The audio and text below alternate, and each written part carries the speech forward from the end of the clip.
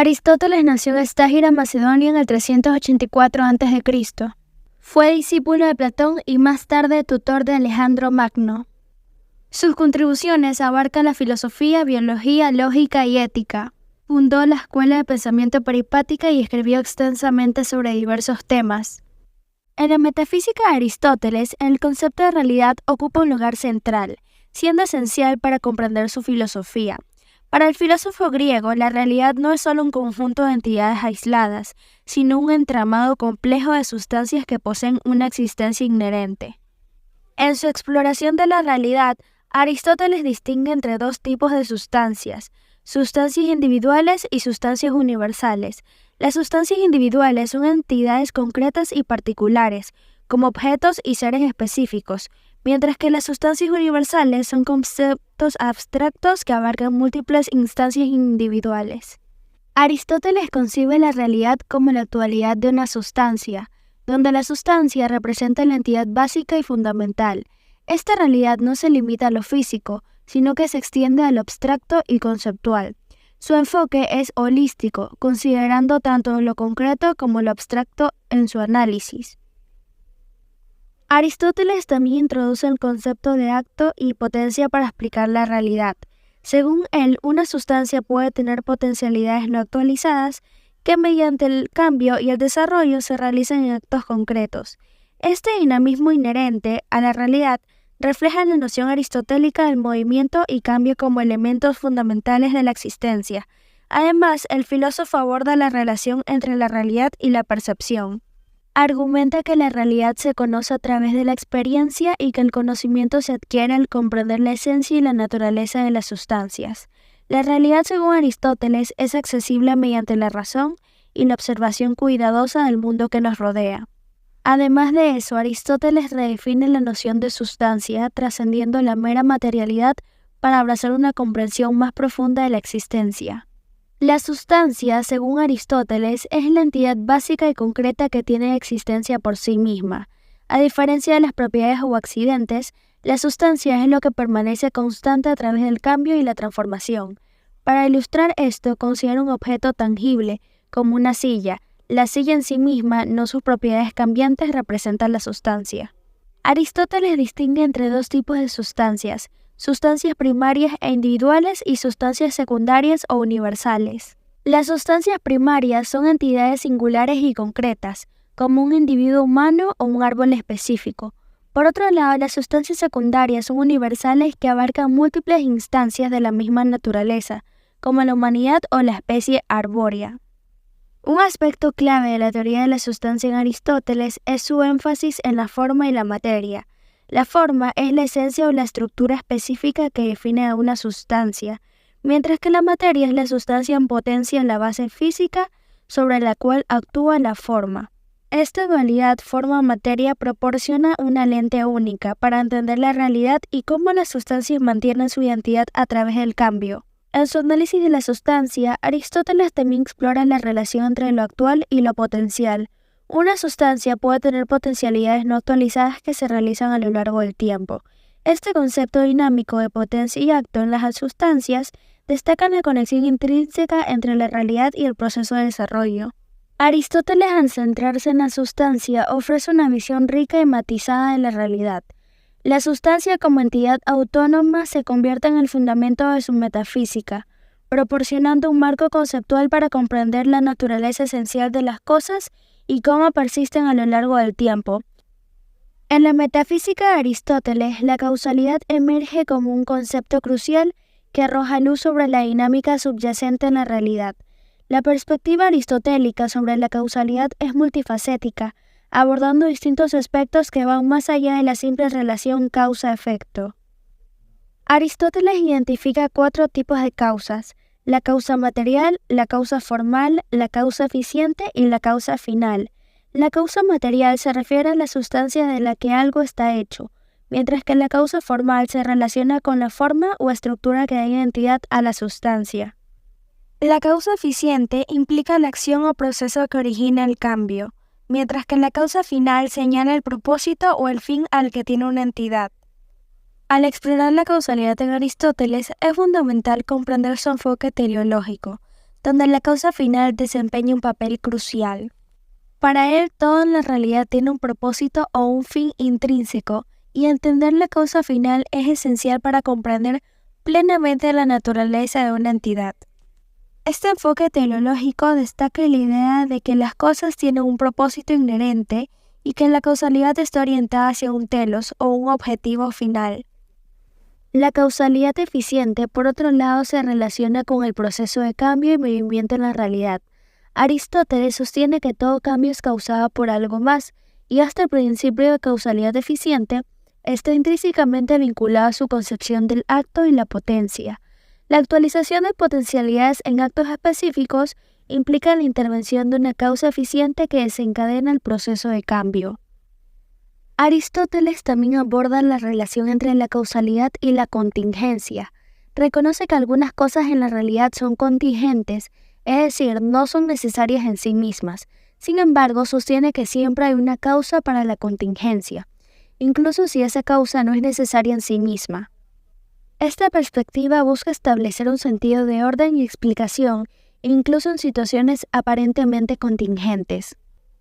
Para Aristóteles, la ética no es simplemente un conjunto de reglas o normas externas, sino más bien una ciencia práctica que se centra en el desarrollo del carácter moral. Su enfoque se diferencia de las éticas deontológicas y utilitaristas al destacar la importancia de las virtudes personales en la toma de decisiones éticas.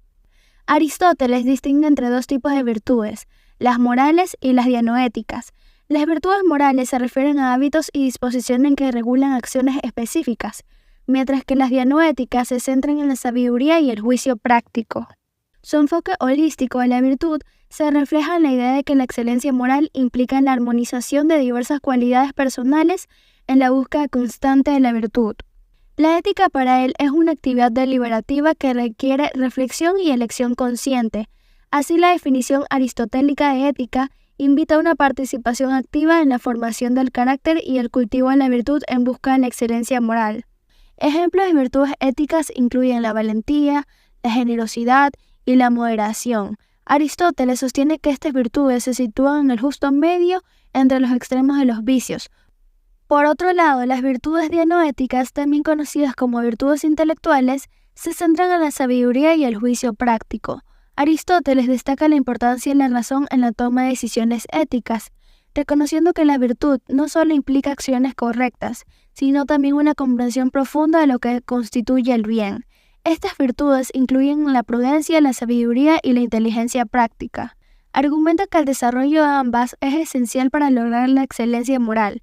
La sabiduría guía el actuar virtuoso y las virtudes éticas refuerzan la disposición moral necesaria para el ejercicio de la razón práctica. Aristóteles utiliza ejemplos concretos y análisis detallados para ilustrar cómo estas virtudes se aplican en situaciones prácticas. La conexión entre virtud y felicidad establece la base para entender que la ética no es simplemente un medio para un fin, sino que la práctica ética en sí misma es intrínsecamente valiosa. La reflexión de Aristóteles sobre la felicidad también incluye la noción de la vida contemplativa o teorética. Argumenta que el ejercicio de la razón y la contemplación filosófica son actividades supremas que contribuyen de manera significativa a la realización de la felicidad. Asimismo, Aristóteles aborda la relación entre la felicidad individual y el bienestar comunitario.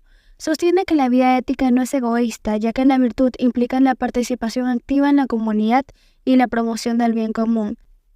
La relación entre virtud y ética también se extiende a la idea de que la excelencia moral está vinculada a la búsqueda de la felicidad. Aristóteles, aunque influyente, no ha escapado de críticas a lo largo de los siglos. Algunos críticos señalan que su ética puede ser demasiado idealista, planteándole la pregunta de si es posible alcanzar la virtud en un mundo caracterizado por desafíos éticos y situaciones complejas. Además, las críticas han surgido en relación con la noción del justo medio, argumentando que determinar dónde se encuentra ese punto medio puede ser subjetivo y culturalmente relativo. En el ámbito contemporáneo se ha debatido sobre la aplicabilidad de la ética aristotélica en sociedades modernas y diversas. Algunos cuestionan si las virtudes que Aristóteles promueve son universales o si varían según las culturas.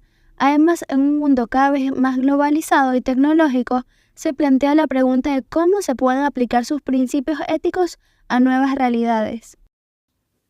Aristóteles define la política como la ciencia de los asuntos humanos y sostiene que su objetivo es alcanzar la felicidad a través de la vida en comunidad. Para él, el individuo encuentra su plenitud en la participación activa en la polis. La ética y la política se entrelazan ya que la virtud individual contribuye al bienestar colectivo. En su obra política, Aristóteles explora la diversidad de formas de gobierno y argumenta a favor de la monarquía moderada como la mejor opción, donde el poder recae en la élite virtuosa. La estabilidad política, según Aristóteles, depende de encontrar un equilibrio entre los intereses de la aristocracia, la monarquía y la democracia. La participación ciudadana es esencial en la teoría política aristotélica. Aristóteles distingue entre ciudadanos y no ciudadanos, reservando la plena participación política para aquellos que son capaces de razonar y contribuir al bien común. Esta idea influyó entre las concepciones posteriores de la ciudadanía y democracia. Aristóteles, en su obra política, aborda la noción de política como la estructura que permite a la comunidad perseguir el bien común. Para él, la polis o ciudad de Estado es la unidad básica de organización política. En este contexto destaca la importancia de la participación activa de los ciudadanos en la toma de decisiones, considerando que la política es intrínseca a la naturaleza humana y esencial para alcanzar la excelencia moral. La ciudad ideal, según Aristóteles, se caracteriza por su capacidad para fomentar la virtud y la felicidad entre sus ciudadanos. En lugar de proponer una utopía inalcanzable, Aristóteles se sumerge en la realidad concreta y reconoce que las ciudades reales son diversas en términos de tamaño, estructura y formas de gobierno. Sin embargo, destaca la importancia de que la ciudad proporcione las condiciones necesarias para que sus habitantes desarrollen sus potencialidades y virtudes. Dentro de la ciudad ideal aristotélica, la comunidad es vista como un organismo vivo, donde cada individuo desempeña un papel vital. La convivencia en la ciudad es, por tanto, un medio para alcanzar la autorrealización a través de la participación activa en la vida política y social. La ética y la política se entrelazan intrínsecamente ya que la ciudad busca no solo la prosperidad material, sino también el florecimiento moral de sus ciudadanos. En el contexto de la política, Aristóteles sostiene que la virtud es esencial para un buen gobierno y la estabilidad social. La virtud de los gobernantes influye directamente en la moral y el comportamiento de los ciudadanos. En la ciudad ideal aristotélica se espera que los líderes posean virtudes como la sabiduría, la justicia y la moderación para guiar a la comunidad hacia el bien común. Aristóteles concibe la ciudad ideal como una entidad que busca alcanzar la felicidad y la virtud a través de la participación activa de sus ciudadanos. La estructura de esta ciudad se basa en la noción de clases sociales, donde la división se realiza de acuerdo con las capacidades y virtudes de los individuos. Aristóteles propone tres clases principales: los gobernantes, que es la ética virtuosa, los soldados y los productores. En la cúspide de la estructura se encuentran los gobernantes, quienes deben poseer virtudes excepcionales y actuar en beneficio de la comunidad. Estos líderes virtuosos están motivados por el deseo de alcanzar el bien común y guiar a la ciudad hacia la excelencia. La estabilidad de la ciudad depende de la virtud de esta clase dirigente. Los soldados o la clase militar tienen la responsabilidad de defender la ciudad y mantener la paz. También se espera que posean virtudes como el coraje y la lealtad. La colaboración armoniosa entre los gobernantes y los soldados es esencial para la seguridad y la estabilidad de la ciudad ideal. La clase de los productores incluye a aquellos dedicados a la producción de bienes y servicios. Aunque su papel es considerado más mundano, Aristóteles reconoce la importancia de esta clase para el sustento material de la ciudad. La virtud asociada a esta clase está relacionada con la honestidad y la justicia en el intercambio comercial. Aristóteles defiende la idea de que la estructura social debe ser flexible y permitir la movilidad entre clases según las capacidades y virtudes individuales. La meritocracia es esencial para garantizar que los ciudadanos más capaces ocupen roles cruciales en la ciudad ideal. Su crítica a la tiranía, la oligarquía y la democracia desmedida invita a reflexionar sobre la importancia de encontrar el justo medio en la organización política para evitar desviaciones y excesos. Las reflexiones finales de Aristóteles también nos llevan a considerar su influencia en la teoría política posterior. Filósofos como Tomás de Aquino y John Locke han sido influidos por sus ideas y su legado se extiende hasta las discusiones contemporáneas sobre la ética política, la ciudadanía y la justicia. La lógica no se limita simplemente a la formalización de argumentos, sino que abarca la exploración profunda de cómo las personas piensan y razonan. Su enfoque comienza con los principios de identidad y no contradicción, estableciendo las bases para entender la realidad y el pensamiento de manera coherente. Aristóteles también introdujo el concepto de substancia como la realidad fundamental y su relación con la lógica se manifiesta en la clasificación de diferentes tipos de predicados. La lógica aristotélica busca comprender la esencia y las categorías fundamentales que constituyen la realidad. Además, la conexión intrínseca entre la epistemología y la lógica en Aristóteles destaca su preocupación por cómo adquirimos conocimiento. Su enfoque en la experiencia sensorial y la abstracción lógica destaca la importancia de una lógica basada en la observación y la reflexión. Aristóteles estableció 3 principios lógicos fundamentales que son esenciales para cualquier proceso de pensamiento riguroso. El primero de estos principios es el principio de identidad, que sostiene que una cosa es idéntica a sí misma. En otras palabras, cualquier afirmación que exprese que algo es lo que es, refleja este principio. Este concepto establece la base para la distinción y la claridad en el pensamiento, proporcionando un punto de referencia inmutable. El segundo principio es el principio de no contradicción. Este postulado sostiene que no puede haber contradicciones lógicas en una proposición, es decir, una afirmación no puede ser verdadera y falsa al mismo tiempo. El tercer principio, conocido como el principio de tercero excluido, afirma que una proposición es o verdadera o falsa, sin término medio. Este principio elimina la ambigüedad. Aristóteles propuso 10 categorías fundamentales que actúan como herramientas conceptuales para clasificar y comprender la realidad. Estas categorías son sustancia, cantidad, calidad, relación, lugar, tiempo, posición, estado, acción y pasión. La categoría de sustancia es central en la filosofía aristotélica, representando la esencia y la existencia misma de un objeto.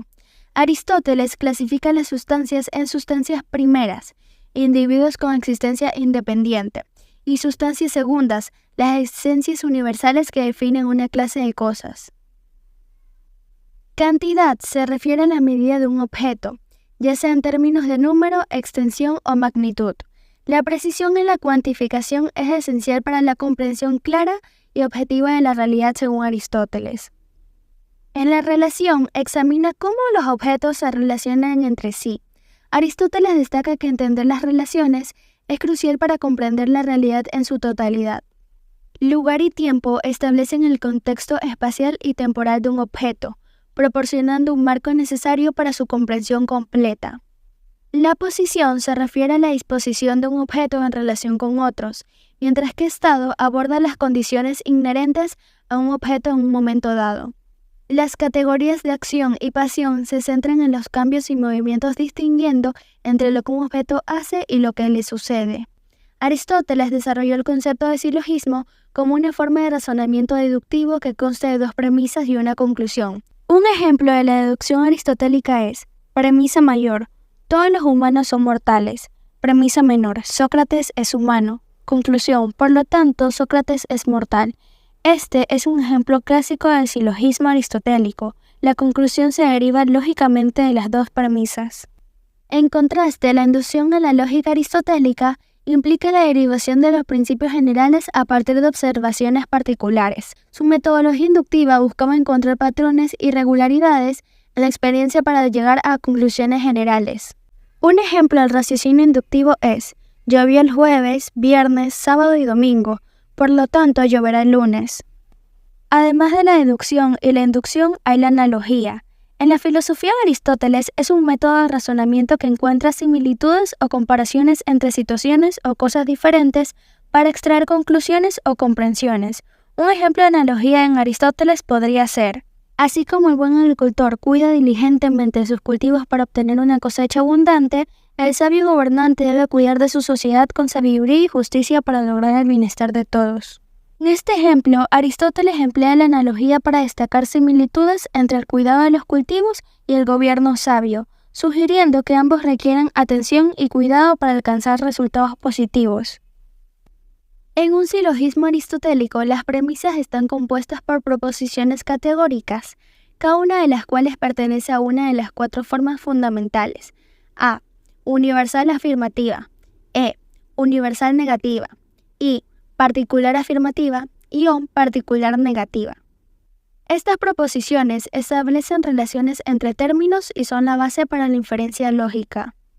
El primer elemento clave en un silogismo es la mayor, la primera premisa que establece la relación entre el sujeto y el predicado. La menor, la segunda premisa, proporciona información adicional sobre el sujeto y juntas, estas premisas conducen a la conclusión. Aristóteles insistió en el que el silogismo debe seguir un conjunto preciso de reglas para ser válido. Aristóteles también abordó la noción de las falacias, errores de razonamiento que pueden conducir a conclusiones incorrectas. Algunos ejemplos de falacias son: falacia ad hominem, que consiste en atacar a la persona en lugar de refutar sus argumentos. Ejemplo: no puedes creer en la teoría económica de Juan, él nunca ha tenido éxito financiero. Falacia de falsa causa, que es cuando se asocia incorrectamente una causa con un efecto. Ejemplo: desde que Pedro empezó a usar un amuleto, sus problemas de salud desaparecieron, por lo tanto el amuleto debe ser la razón. Falacia de generalización apresurada, que es cuando se saca conclusiones generales basadas en una muestra insuficiente. Ejemplo: probó un plato de comida en ese restaurante y fue terrible, todos sus platos deben ser malos. Falacia de la pendiente resbaladiza, que sostiene que un evento inevitable llevará a una serie de eventos desastrosos. Ejemplo: si permitimos que reduzcan la velocidad en esta calle, pronto todos estarán conduciendo como locos.